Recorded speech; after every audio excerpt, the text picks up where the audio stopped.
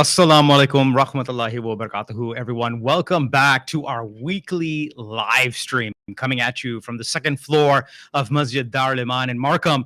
This is the Happy Strong Family weekly live cast. You can watch it on YouTube and the other socials. Now, today we're going to be focusing on health and wellness, fitness. The title of the podcast is wellness, and it's a mindset shift.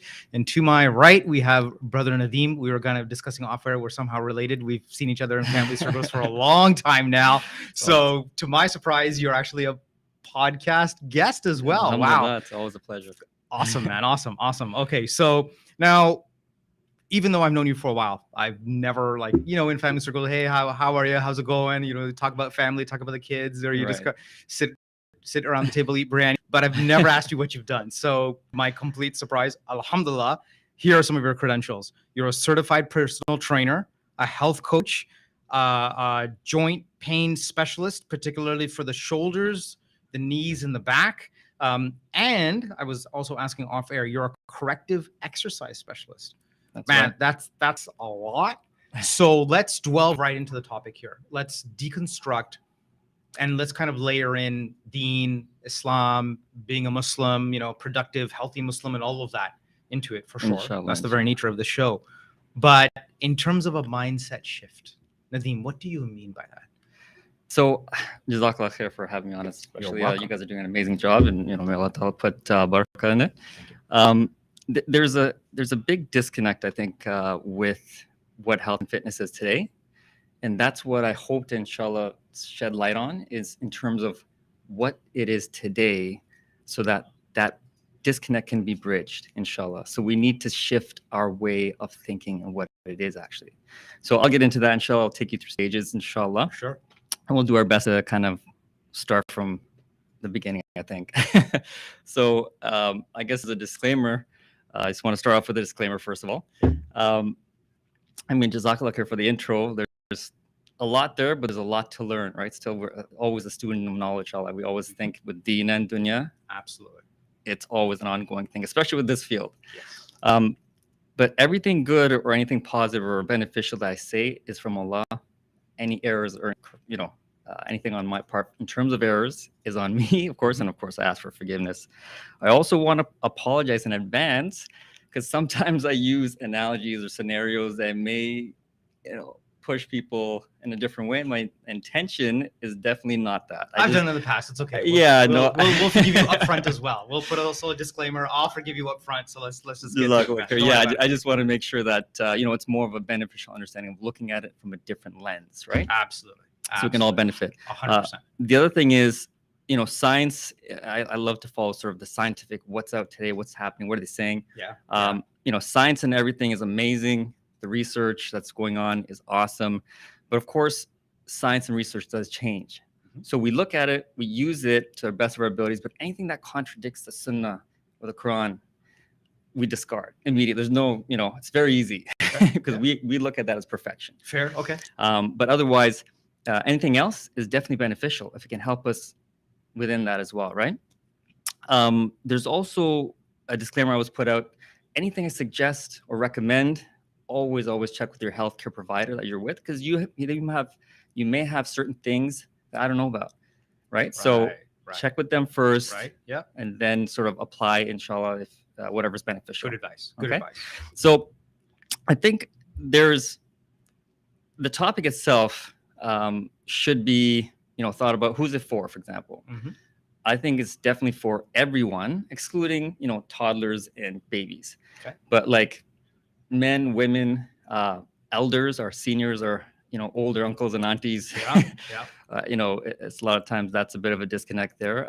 Teenagers, and now unfortunately we've come down to even like younger kids under teens. Right, where we have to really discuss this and bring this forward, because at the end of the day, we need to see or ask yourself, how old are you? Yeah. Okay. And what I mean by that, you have two ages. Okay. Do tell. So you have a chronological age and a biological age. Okay. So the chronological age is the number you are. So let's say you're 47 or 52 or 72. And then there's your biological age. Okay. Meaning how old you feel. Oh, So you might be all right. 27, but you feel like a 52-year-old. Right. Or you might be a 52-year-old and vice versa. You might feel like a 27-year-old. Okay. So this is, I think, where you need to really self-reflect. And I always use the term self-audit. What age are you? Self-audit. Okay. Yeah. What age are you? And how do you feel? Right. Let's start with that. Okay. Because a lot of times people, they're like, man, I'm only 27. Why do I feel like this? Right. But you got to really think what's going on in the background. Tired, you know, like a fog, mental fog when you get up in the morning. There's a whole bunch of things. You know, hazy, whatever you want to kind of say, you know? Absolutely.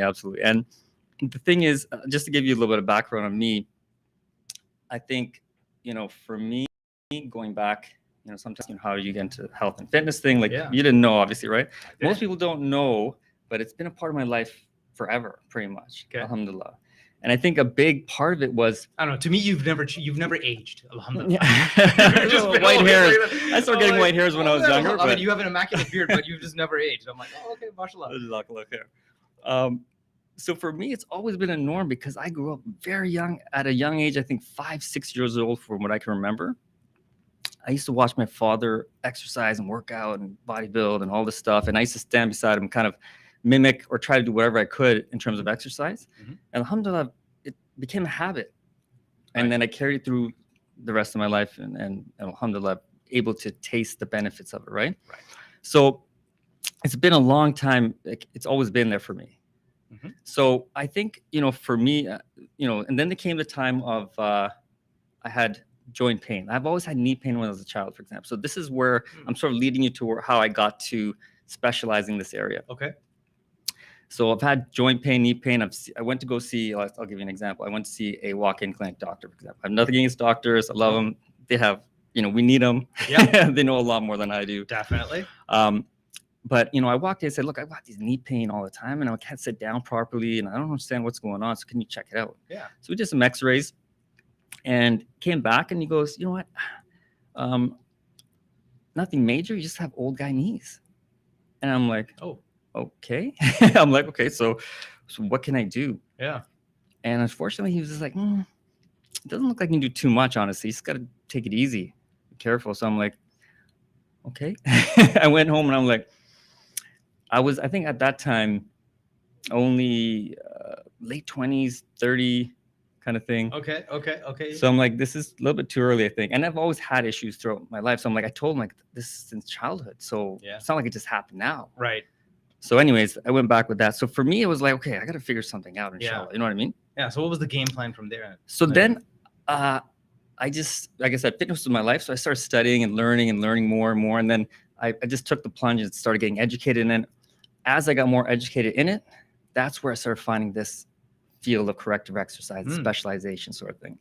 So then that sort of led me to, okay, this is amazing stuff because people don't know much about this. It's fairly new. Yeah. And then I started asking people about, what they know about it, so on and so forth. So I think there's another thing that, when I bring up things, again, please forgive me. I might get canceled from David lists, a couple of them. Oh, man. But you're good. I ask people, Muslims and non-Muslims, for example. Well, first, when they find out what I do, and they're like, "Oh, that's awesome! You're doing great stuff." And who are you trying to help? And I say, you know what? I must really start with my Muslim community, for example. Sure.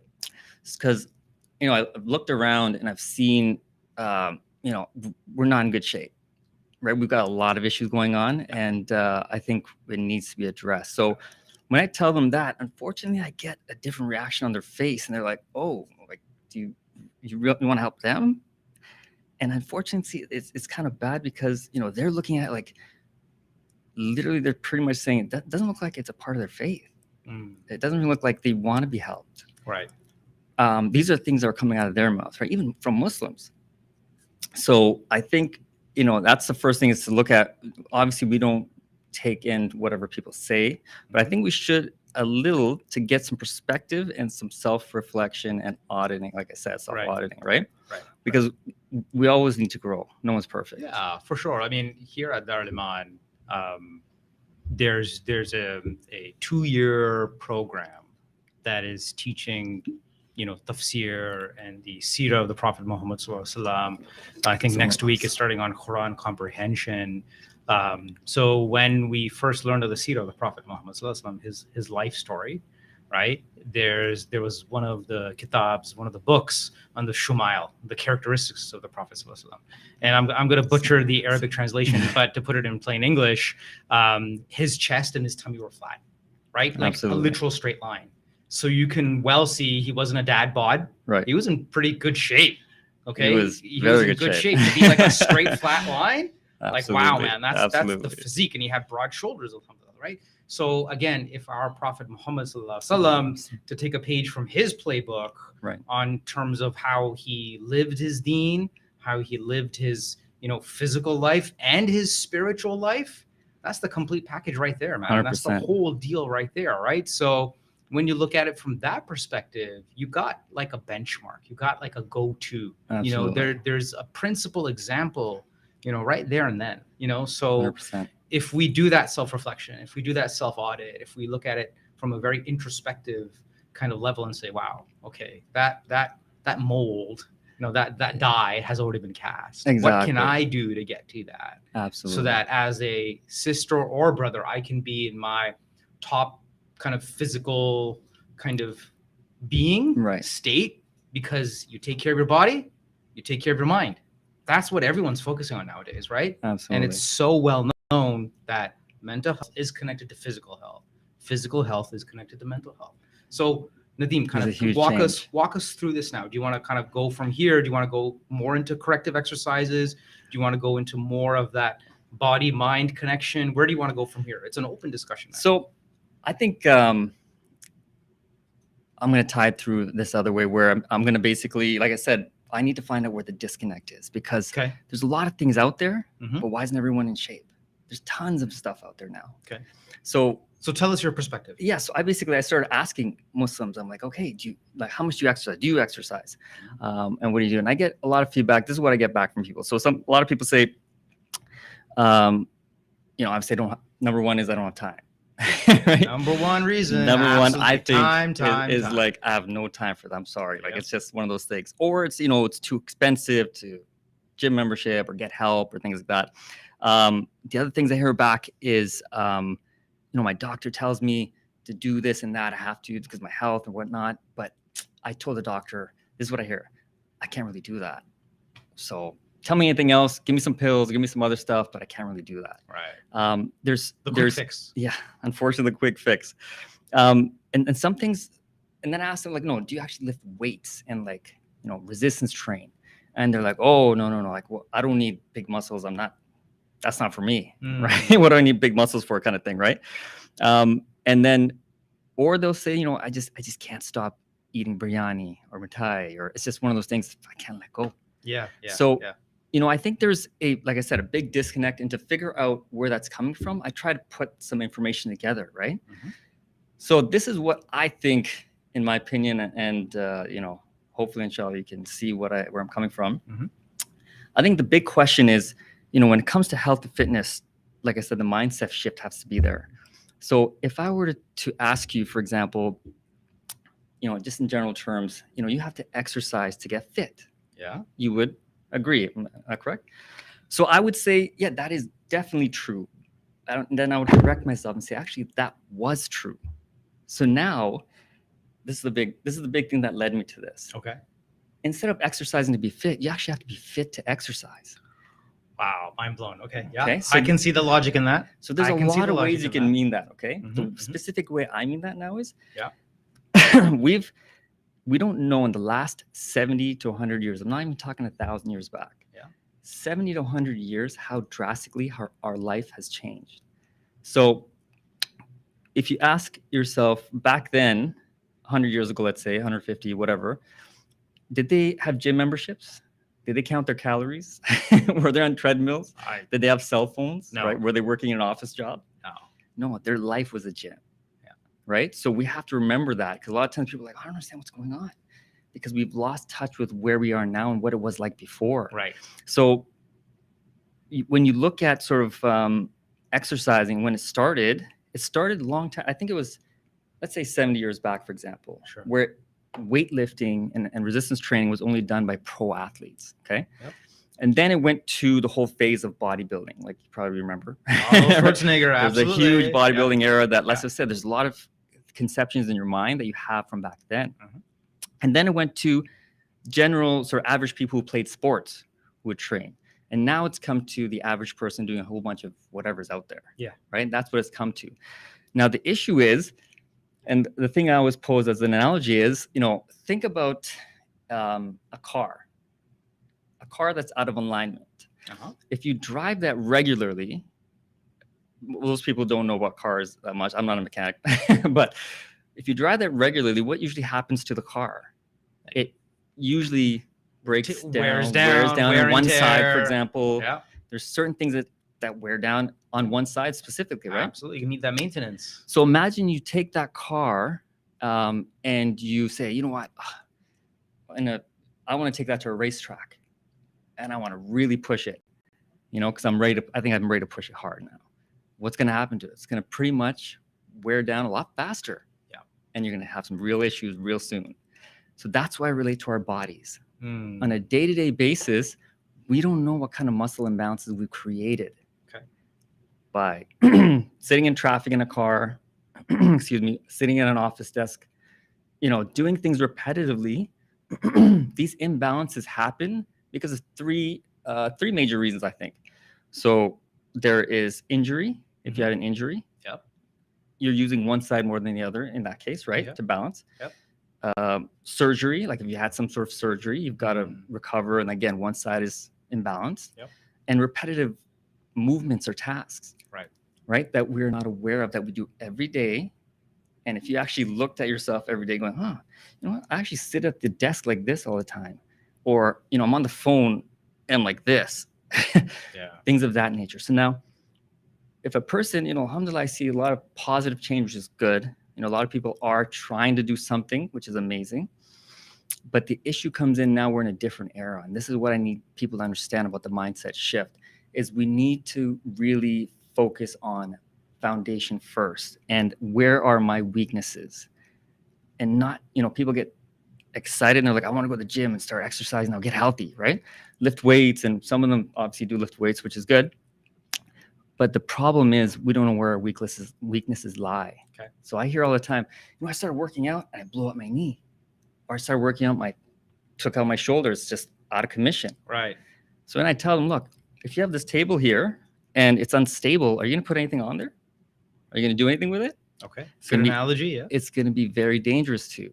Right. So that's, I always try to say, I got good news and bad news, or not so good news. The good news is, there's so much that we know now, alhamdulillah, which is in the grand scheme of things not a lot, but there's so much we know now that we can literally, when it comes to people saying, I got this issue, that issue, whatever, I say, you know what? Obviously, Quran and Sunnah first, but this is part of our deen. Have you exercised? Have you tried this? You can unlock so many things you had no clue about to help with so many facets of your life. You have no idea. I would say every facet. So, I always say, you gotta, this is not like the blame game of like, you guys don't know what to do and why aren't you doing anything? It's more of like, it's not really your fault. There's a little piece and you have to take some sort of responsibility in terms of learning and understanding and asking, reaching out for help.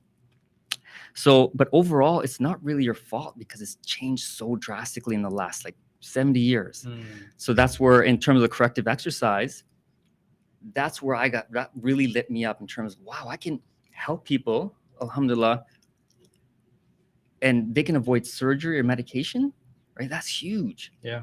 Right? Because definitely. One of the first people I was able to help, and that really, like I said, when I finished my certifications and whatnot, I was actually a doctor from India. He was saying, I got this joint pain and I lift my shoulder and this and that. And I literally was able to, alhamdulillah, obviously everything's from Allah. I was able to take him through something, and I think about 3 weeks, 4 weeks. And he goes, you know what? I've had this for about 1.5 years or 2 years, and I've showed other people, and the pain's pretty much gone. Wow. MashaAllah. And, that for me was like, wow, this is, I love this stuff. So that's why I've dedicated a lot of time and resource to it. But yeah, so that's where the corrective exercise thing comes in. A lot of these imbalances that we should catch. Okay. And then and then that leads into common issues and stuff. So you can. I was going to go into common issues and disease that we should target, but no. Well, I mean, so let's because we're already at the halfway mark. Sure. In terms of the show. Yeah, I also gotta. So let's use some time to get to producer Kashif.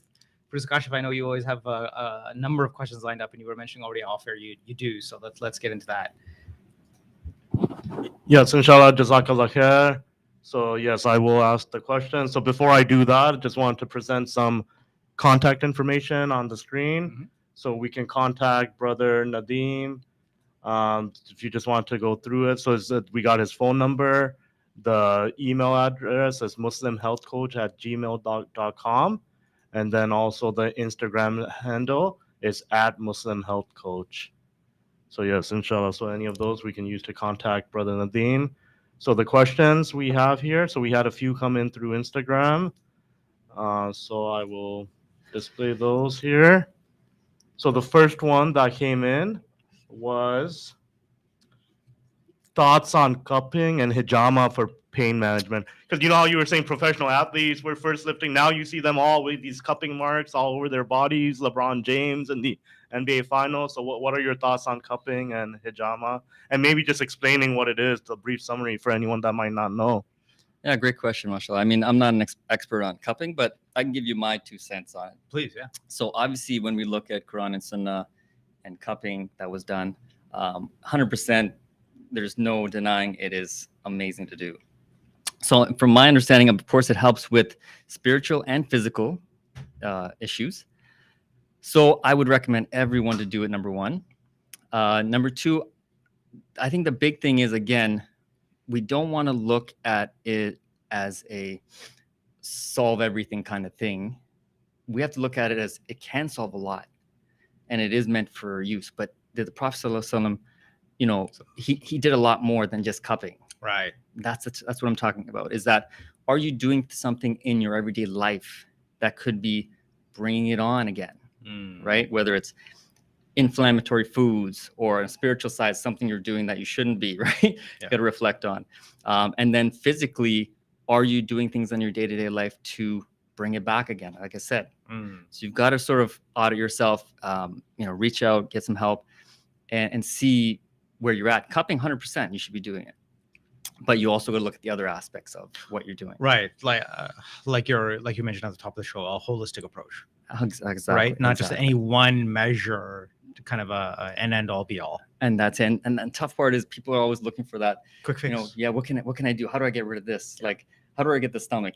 That's the first thing I get is, give me a diet plan. What can I do to fix the stomach? Right. And unfortunately, like I tell them, look, it's not a quick fix, unfortunately, right? Yeah. And it's one of those things you have to realize and understand. Excuse me. That's one of the last places you'll lose the fat. And you have to be prepared for that, right? So you have to go with that mindset of, hey, you know what? This is not going to be a 30-day challenge. This is not going to be a quick fix. I need to go in the mindset of, inshallah, this is what I'm going to do. This is going to be a part of my life.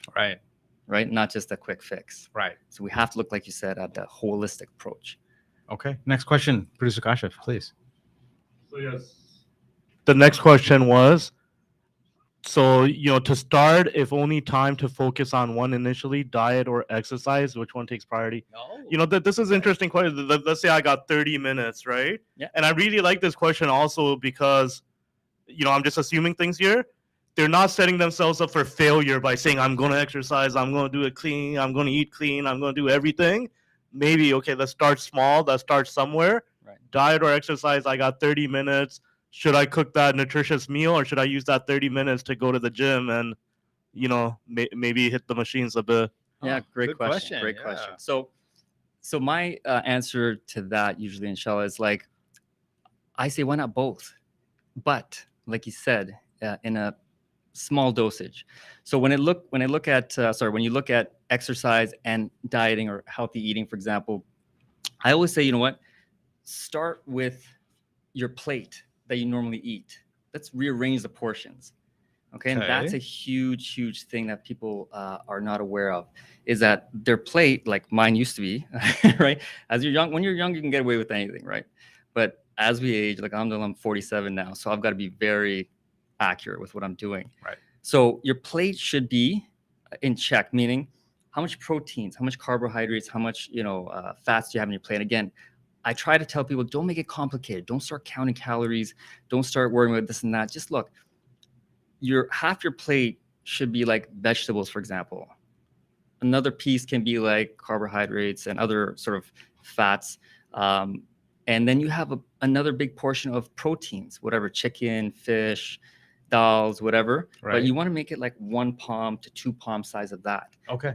Let's say you take rice, make a fist, your own fist, not someone else's has a bigger fist, your own fist size, take that much of rice on your plate. That much of, if you're going to take naan or roti, whatever. Like I always say, look, don't start a new diet. There's like all these diets, OMAD, keto, there's all these diets out there. Whenever they ask me, oh, which one should I do? Or should I do this or that? I say, don't do any of them unless you know you can do that forever. Right. If you can't, that's the trick. The research is out there that you highly, highly will fail. Right. Okay. Right. So right. First fix your plate in the portions that should be there. Don't take a naan and fold it up and put it in the corner, like 2 or 3 of them, right? Let's be honest here. But yeah, fix your plate in terms of portions, a bigger portion for protein, really, really emphasize protein because a lot of times people don't understand we're underdoing it when it comes to protein. Oh, okay. And there's so much research out there now, alhamdulillah, that shows you how much protein you need in today's life. A lot of times people, the question I used to have is like, why do we need to focus on all these things now? They didn't do it before. Yeah. But they also didn't live the lifestyle we live now and the stress levels we deal with every day. Like I said, they weren't sitting in traffic all day. They didn't have text messages or emails coming in constantly. Right. So we have different stresses that deplete our nutrients a lot faster than they had real stresses, right? Right. But they had it at the appropriate time that their body can manage. We have it continuously, but we don't realize. So now we have to focus on how do we live in today's world. So that's what I mean by protein. So in terms of that, I can quickly go into that. Yeah. Some people say intermittent fasting is amazing. And I agree. However, you got to be careful with how you do it, right? I think you should definitely get some help. But just in the basic, intermittent fasting is like having an eating window and a fasting window. Okay. So we have fasting, alhamdulillah, prescribed in our deen. For which Ramadan? Is Ramadan and throughout the year, right? Like Mondays and Thursdays, or the 3 days throughout the month. It was a sunnah of the Prophet Muhammad. And exactly. And that is perfection. Literally, the researchers today, whether it's Harvard or Stanford, they're literally coming out saying, you know what, you should go hungry 1 or 2 days a week. You should have a bigger detox once a year. Okay. We don't need that science to tell us that. We say, alhamdulillah, we already have it. Yeah. Right? Yeah. But we have to apply it, and we have to do it, to the best of our ability with what we have. Because what I see now is when we do fast, we open it very poorly, unfortunately. Oh my gosh, and depending on your background, it'll be just a whole bunch of fried foods and pakoras and samosas, endless, and then the biryani's got, plates get overflowing. Taken out. Again, I used to do it myself, and I really had to hone in on trying to do it better, right? So when you think about it, you fasted all day, your body's starving for nutrients. Yeah. And we're feeding it something that's not really helping. The first meal of the day, whenever it is, okay, some people, I usually, again, my approach is I don't have one specific diet I follow. Okay. Because my lifestyle right now, at this point, for example, is very busy. So I'm trying to give you my instead of what I do, and hopefully, inshallah, benefits. Any diet will work for you, whatever you choose. Okay. You will lose weight. You'll get good results with your blood markers or whatever your doctors do tests with. However, you have to look long-term. Okay. Like I said, if you can't keep it forever, you're going to fall off, and then you've already messed up your metabolism for later. Yeah. And that's why you see so many people going on these diets. They come back. I tell them, look, don't do it, please. They lose a lot of weight. They look, I feel great. I lost so much weight. And then I see them, after the fact, and they gained it back in more, and they feel worse. Now they're trying something else. So that's one thing with nutrition. I think you should work on your plate first and portion your plate accordingly. Okay. And then slowly make minor adjustments, like adding something nutritious. and reducing the thing that's really like fried or too much oil and things of that nature. But really, really try to focus on more protein, because we definitely need your first meal a day to be very high in protein. Okay. To start your engine properly. Oh, okay. And this triggers the metabolism to start properly. We started with muffins and bagels and coffee. That's True. Triple, right? Yeah, so true. So and true. You're literally destroying the system. Oh, damn. Okay, I didn't know that. Oops. So, I did not know that. Alhamdulillah. Right. So that's where a lot of times, again, people don't know what to do. Right. They're just kind of going with the flow. And I think a real big awareness needs to be brought out in terms of how to really eat properly. And again, hopefully, inshallah, some nutritionists or dietitians can also step up and really give us an insight of the details of that. But yeah, first start your day with enough protein. Okay.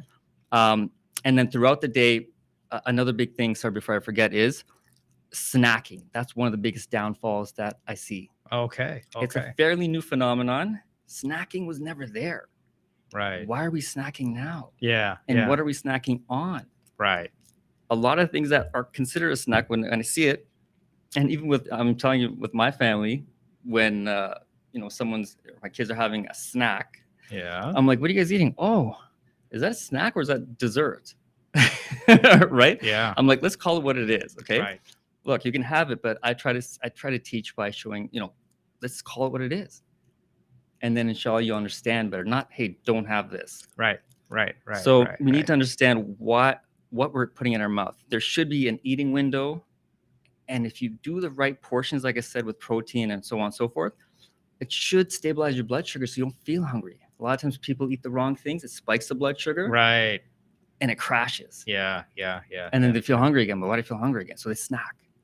They get more sugar rush. Then they go to pop, coffee, right? They're trying to push an envelope. So that's regarding nutrition. I won't go too deep into it. I'm not a doctor myself, but this is my personal take on it and what I've learned. Okay. So in terms of the exercise, that unfortunately has got a little complicated. But what I would recommend is start with your basic foundational principle, which means working on core and stabilization, meaning your balance, ankle muscles. There's a lot of stuff online you can go and YouTube.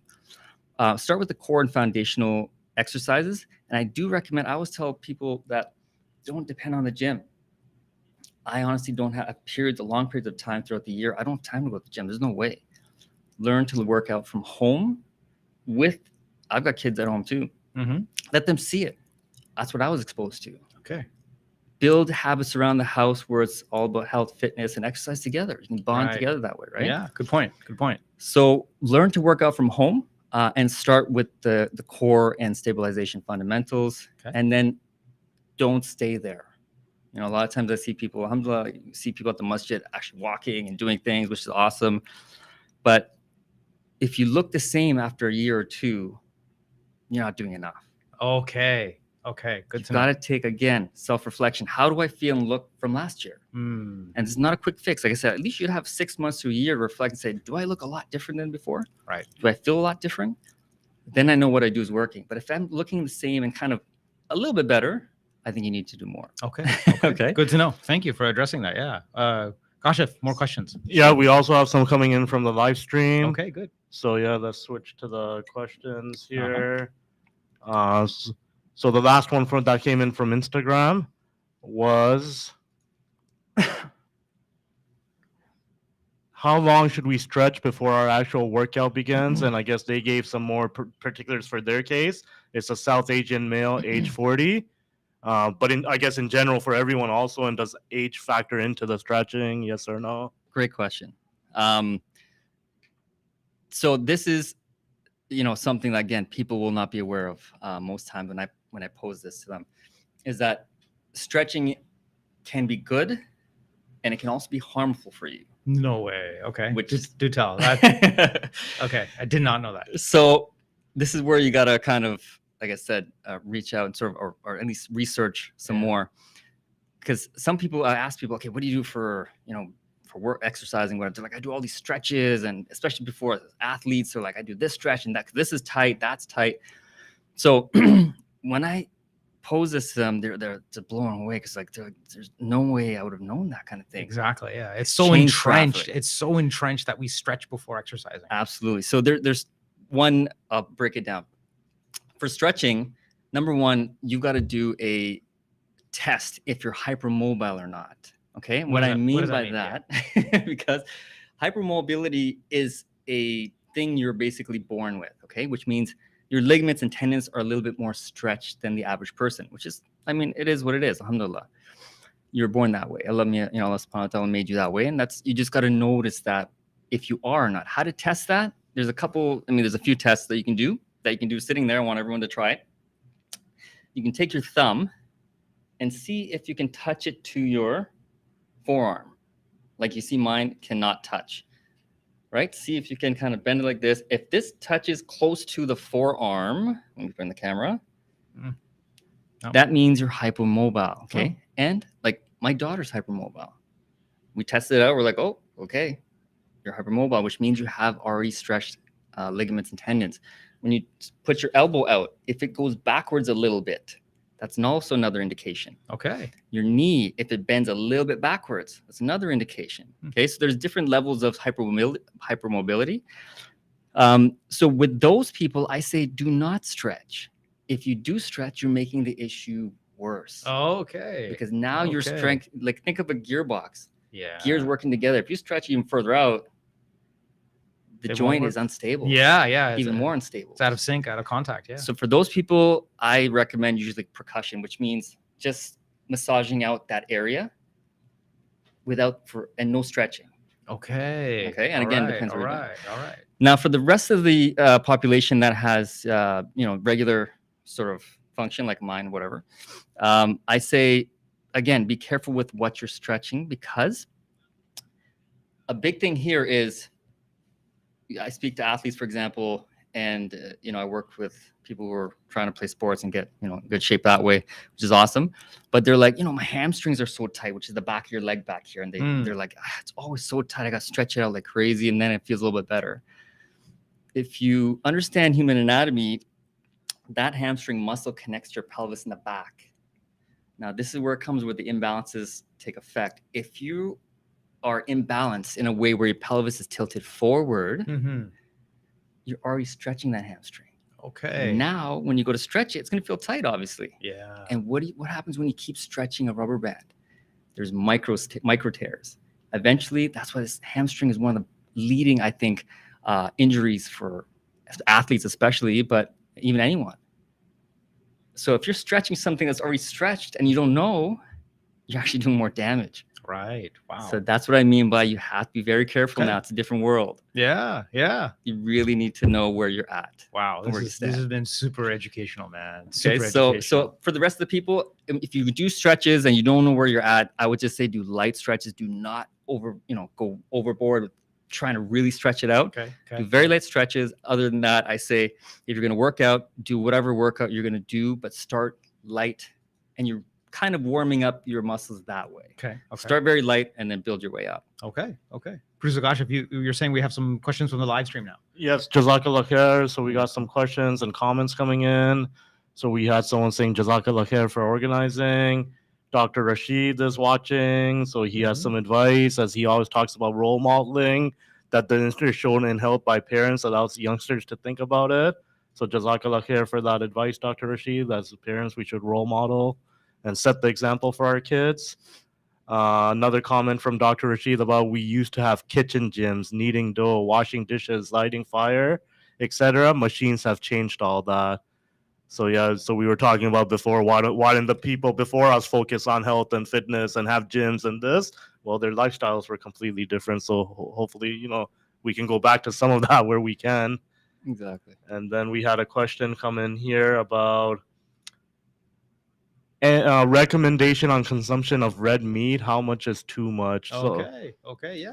Good question. And cholesterol and all of that. Exactly. So I'll sort of touch on that. So before you hear about research saying don't eat red meat or very little and it's very bad and all this, or when you think about eggs, they were like too many eggs, high cholesterol, stay away, right? Just eat one maybe or whatever. Yeah. Now, when researchers actually look into it, they found that the research that was based on was not correct. Meaning they've handpicked people to put in the research project who had other issues, and that is not the case. red meat, eggs do not raise your blood cholesterol long term. Short term, yes, but they have a complete protein. They're an amazing source of protein. I definitely recommend don't stay away from eggs. Don't just eat one and be like, okay, get scared. Yeah. So from what we know today, the research back then was not correct. Okay. And they say these are definitely beneficial long term, because now we're studying. You have to actually look at the people who've aged now. How did it affect them? Right. Because someone can get amazing results now by not eating this or that, whatever, but how do they age?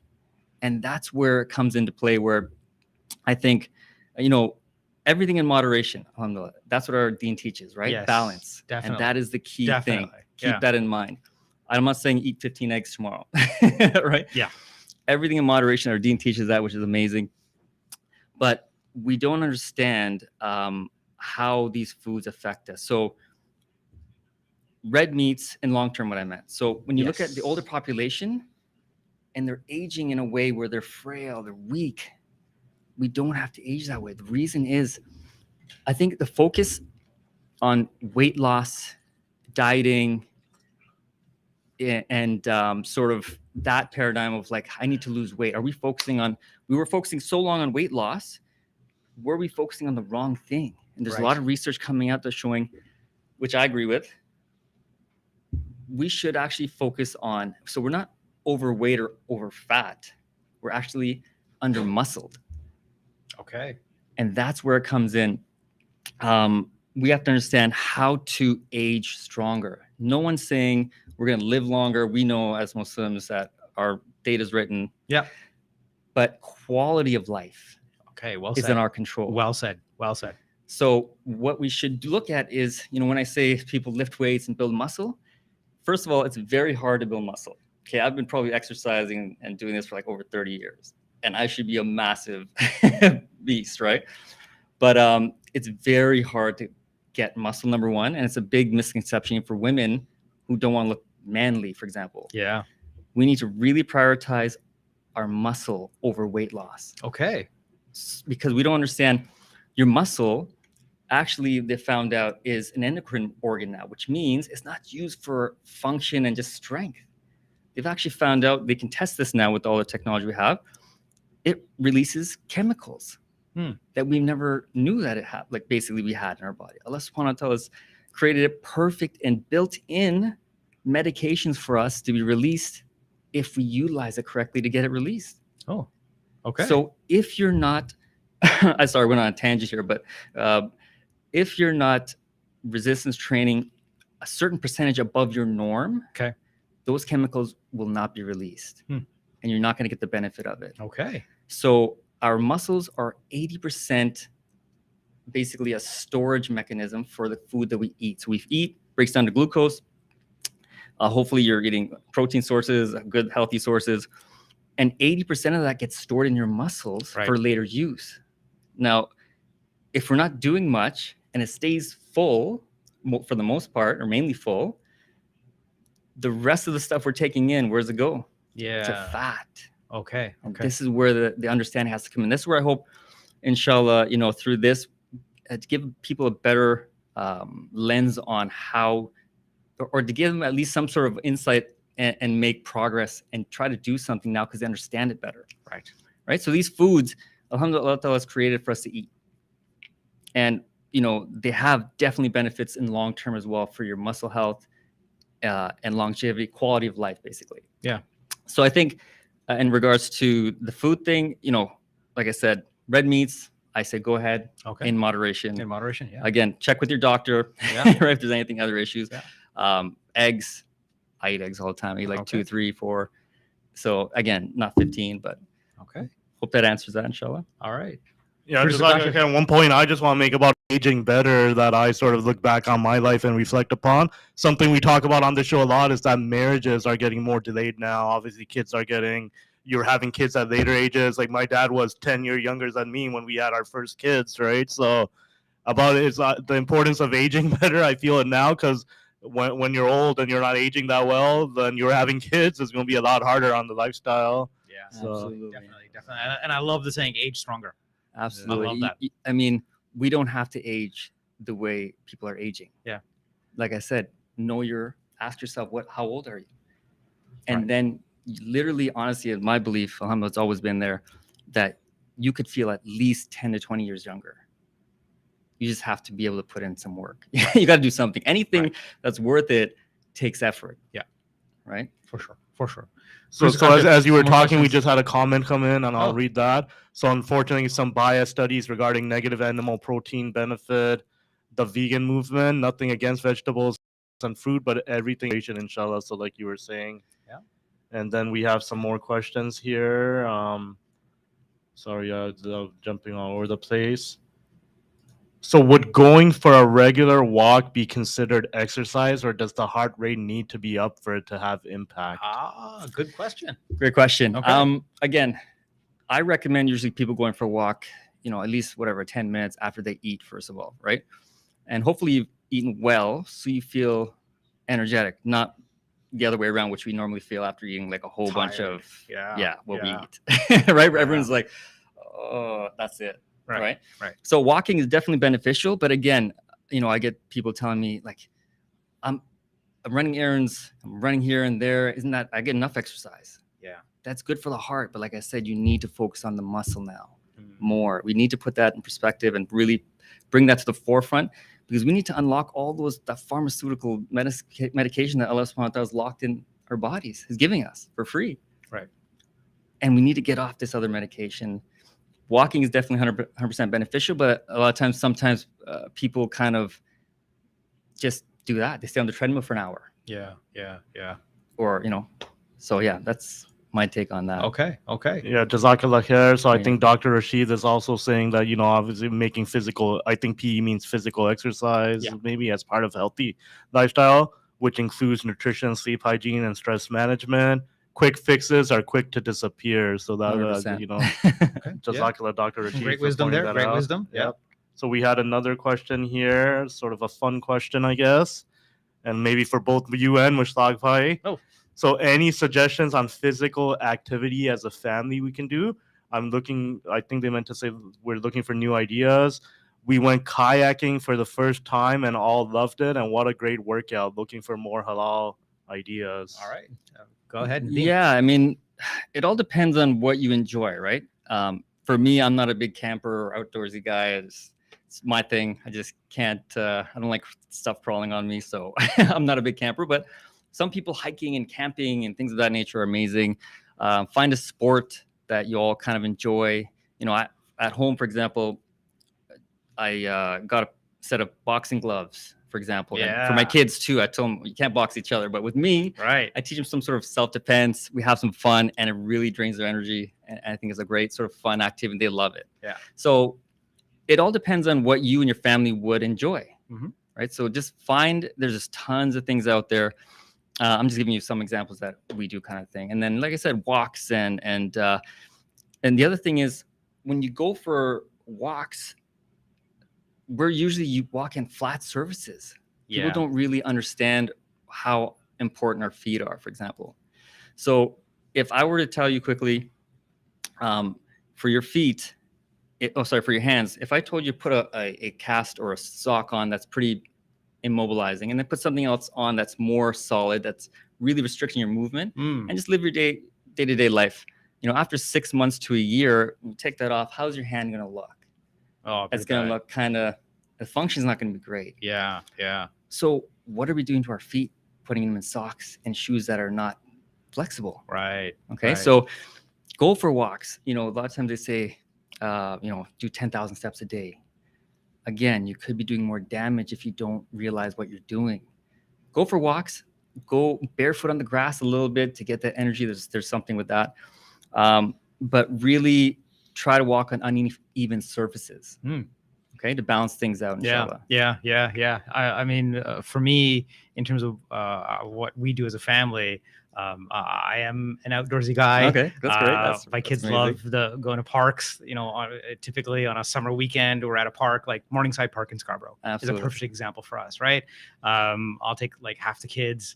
Aliza, my youngest, Shahir and Alicia will all go up some of the hills. Right. I'm not gonna say mountains, but hills definitely. That's awesome. In Morningside Park, right? So it's a literal hike, you Absolutely. know. And then we'll just more often than not they'll bring the football and we'll just like throw footballs. That's you know, amazing. and just catch them, you know, long passes, you know, whatever, touch football, the whole 9 yards. We right? only get a little bit You of know, summer, so flag football, you gotta take advantage all of of for that, sure. right? So, you know, any kind of activity where you could really kind of just have that physical movement, right? Kayaking is a great example, by all means, 100%. But whether it's Swimming, yeah, right?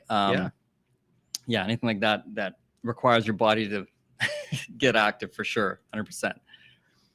Yeah, because Kasha, any examples that you want to kind of personally share? Or yeah, you know, my kids are just all about, they're 5 and 2 right now, so just a lot of just going to the park and chasing after them, letting them run around and stuff. Yeah, so, the park obviously is a great easy go-to. I definitely do that myself, but that's I think, you know what, unfortunately that's what it's come to. We're so busy, we're caught up in our life. At least we have something like that, but then we should also plan a little bit bigger and better and more different things that we haven't tried before. Okay, that's fair. Yeah, absolutely.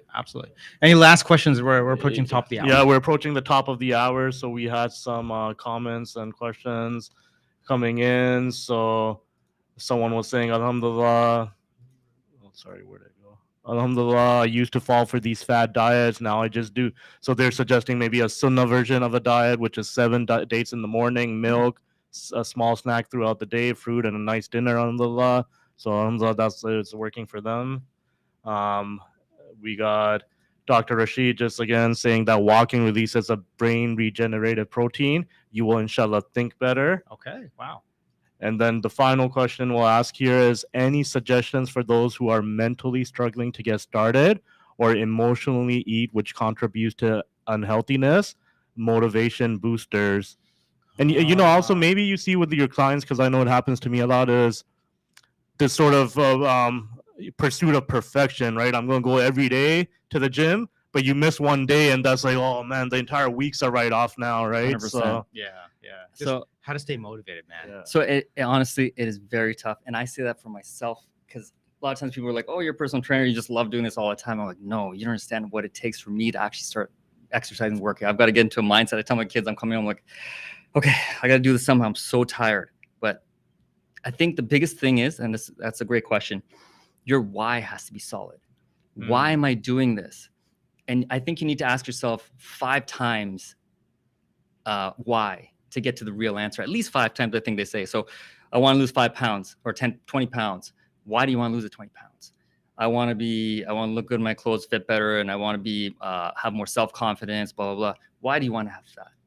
I want to be able to take care of my family. I want to be able to pray to my creator properly. I want to be able to do this. So your why has to be solid. If you drill down, you need to drill down to why are you doing this? Right. If you have that goal of just, I need to lose 10, 20 pounds, it doesn't work. Yeah. The research shows it doesn't work. So I think you need to really drill down, get yourself a solid understanding of why you're actually doing this, post it on your fridge, keep it in your office, and literally keep looking at that and say, this is why I'm doing this. Yeah. You know, I want to be able to, inshallah, give back this amana that we've been given in a way that Allah subhanahu wa ta'ala will be pleased. Well said, man. Well said. 100%. 100%. And I think we're good.